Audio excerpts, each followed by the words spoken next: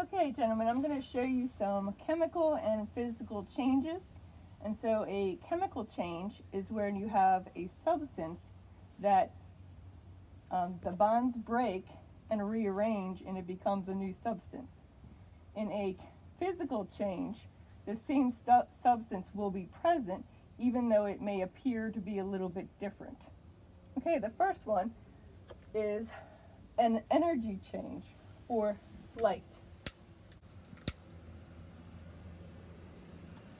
So this is a common reaction that I know you've seen before, and it's anytime there's a flame or an explosion, it's definitely a chemical change. Okay, I'm going to leave that going for a second. Second demonstration is the evolution of a gas. And so Jenna and Ella are going to demonstrate by putting baking soda, which is sodium bicarbonate, in. Go ahead and put that in there. And acetic acid, which is just, this is a vinegar solution. Go ahead and pour that in slowly.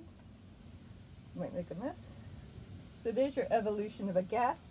You might also witness an odor, and that would be evidence of evolution of a gas. Now I'm going to take that gas and pour it onto the candle. The wind is not cooperating.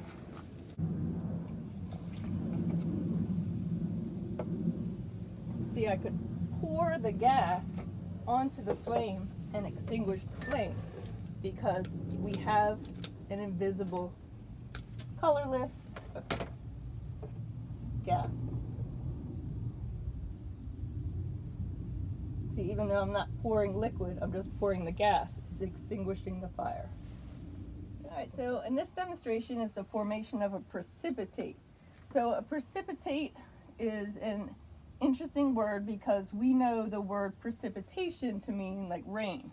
That's not what it means in chemistry. A precipitate is a solid that forms from two clear liquid solutions. So in this dish I have a clear colorless solution that looks like water. In the dropper I also have a clear colorless solution. Ella, go ahead and add the dropper in. See that? So two clear colorless solutions formed a opaque, meaning you can't see through it, bright yellow precipitate. So the precipitate is the bright yellow, and they're really pieces of solid. It's not liquid, it's pieces of solid that will eventually settle to the bottom. That's what a precipitate is. That's definitely an indicator of a chemical change.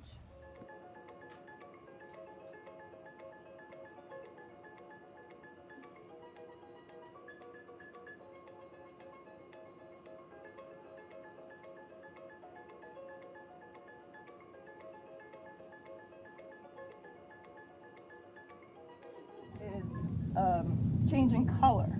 So sometimes a change in color could be physical and sometimes it indicates a chemical reaction. When it's out of the ordinary, it's more likely a chemical reaction. So what I have in this glass here is sodium hydroxide. You see, it's clear and it's colorless. It looks like water. I also have something called phenolphthalein, which is also clear and colorless. When I add a drop of that clear, colorless phenolphthalein, we see a very odd color change. See that? It's like magic.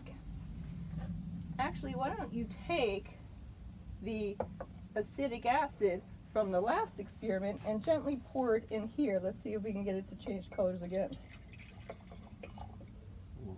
Look at that. That is definitely an indicator of a chemical change, right? Out of the ordinary. It's like magic. The next demonstration is going to be water with some food coloring in it. So what do you expect to happen when I add red food coloring to this water? It's going to turn red. It's going to turn the water red. Is that unusual or out of the ordinary? Or you can expect that? You can expect that. That's what you expect. This is not a chemical change. This is just a physical change.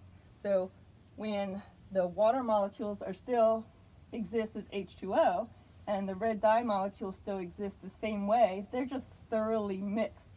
That's just a physical change. Even though it's a color change, it's not out of the ordinary. You can predict that that's going to happen. Okay, so in this example, we have a typical banana, and a few days later, the banana may look like this. Is this a chemical or a physical change?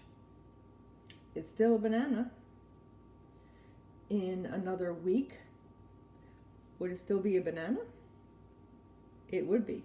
Would you still want to eat it, is the question.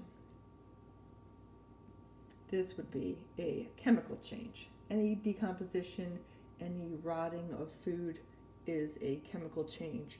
Some of the substances are still the same, but a number of the substances have undergone a chemical reaction and are different.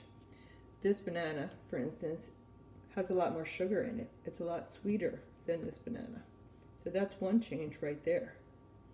Demonstration. I have sodium polyacrylate. You might have seen this, otherwise known as the fake snow. Probably seen it on YouTube. So it's a white crystalline powder beforehand. And my Mountain Dew cup has just water in it.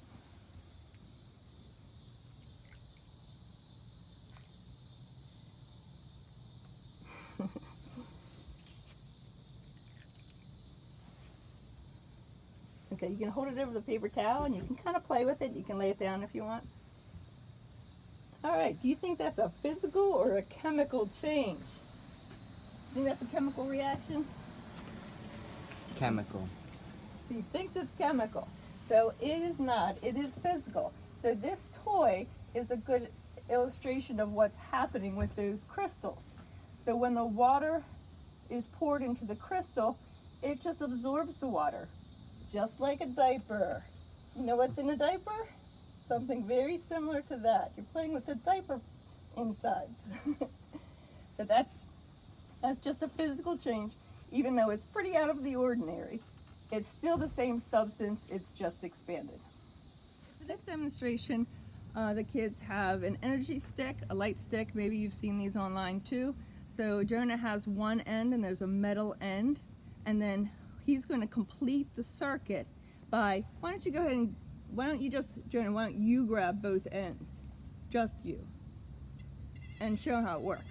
So how it works is he completes the circuit by passing electrons through the wires, through the metal, and through his body.